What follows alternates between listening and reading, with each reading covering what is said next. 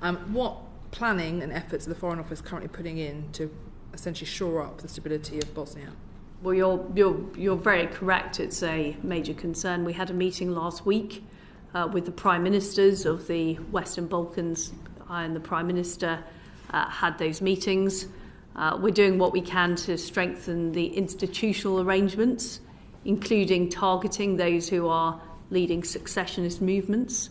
But what I would say, it really comes back to the point about economics. The coast has been left relatively clear in the Western Balkans for increased economic involvement by both Russia and China. What we need to do is replace that with British international investment, which we are now rolling out to the Western Balkans, and we need our allies to do more.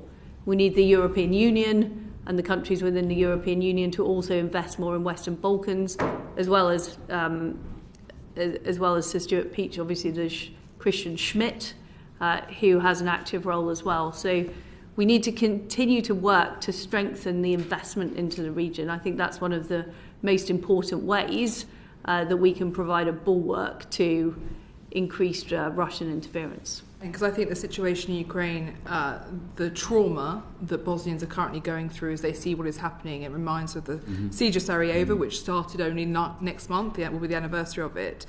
When you mention the financials, there is something the UK could do now, which is that Republika Srpska raised £350 million at the London Stock Exchange in 2021. It was the only place in the world that they were able to raise money to finance their debt. Is this something you could look at in terms of how we cut off their access to our financial capital? Certainly. And of course, the economic crime bill provisions that we're putting through will enable us to better target the successionists in Bosnia. So yes, we are on that. And this legislation, as well as helping us make sure all the oligarchs are sanctioned in the case of Ukraine, will also help us target Belarus, and they'll also help us target successionists in Bosnia as well. And just before I come to you, Mr. Drew, my final question about it is that Ukraine obviously demonstrates the consequences of insufficient deterrence. We know that in Bosnia, the Britsko district, which is the key point at which any conflict would be really key, we can place troops legitimately in Britsko district at the request of the federal government. Has that been considered? And if not, could I urge you to consider it?